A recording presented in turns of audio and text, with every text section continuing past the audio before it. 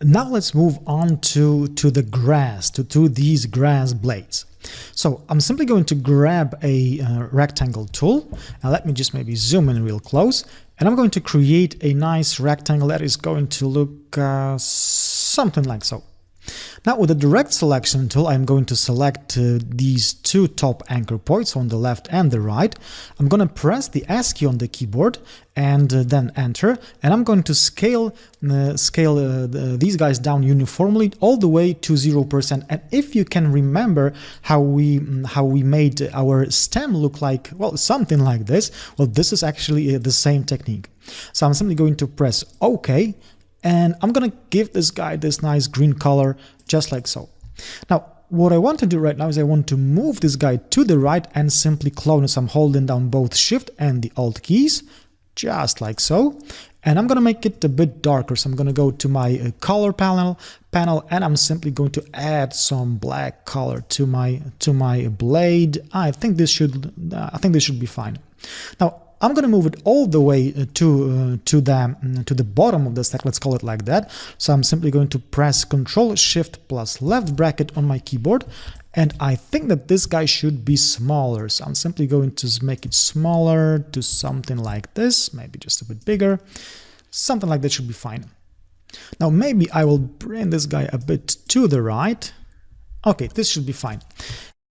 Now, if you think that we are just simply going to grab these guys and maybe move them to the right to clone them and then just keep cloning and cloning and cloning, well, I think that this would be, on one hand, too much time wasted, and on the other hand, we wouldn't be too precise. We wouldn't have all the flexibility that we can achieve actually here and that we are looking for.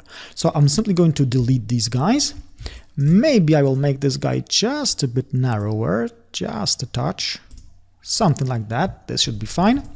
Okay, so now I'm gonna grab these guys, maybe make them just a bit smaller, and move them all the way here till this guy snaps with my bleed. Somewhere here should be fine.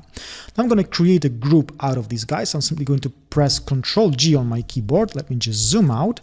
And what I want to do right now is I want to clone these guys all the way to the right till the bigger blade snaps with the bleed line somewhere here. So I simply pressed and held down Shift and the Alt keys together. Now I'm going to select both these guys, so both these groups. I'm going to go to the blend options. So I'm simply going to double click on the blend icon right here, and I do want to go with the specified steps, and let's see if 20 actually is going to be okay. So I'm simply going to hit OK. And what we could do right now is we could simply click on both these groups right here, or we could use a simple shortcut, which is Alt Ctrl plus B, just like so. And as you can see, 20 steps is definitely not enough, but luckily we created it as a blend, so we can simply now double click on the blend tool and we can simply increase the value of our steps to, let's see, 70, maybe even more than that. I guess 100 will be enough. So now that we got our blades created, we can simply create a simple rectangle that is going to stretch from this bleed setting to this bleed line to the other bleed line somewhere here.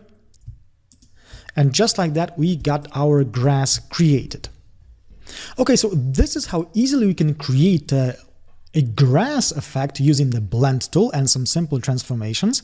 The next thing to do would be to simply add the text, so to add the products that our client is actually selling, and then maybe align everything nicely so our composition is actually well balanced. So we are going to do that in the next video.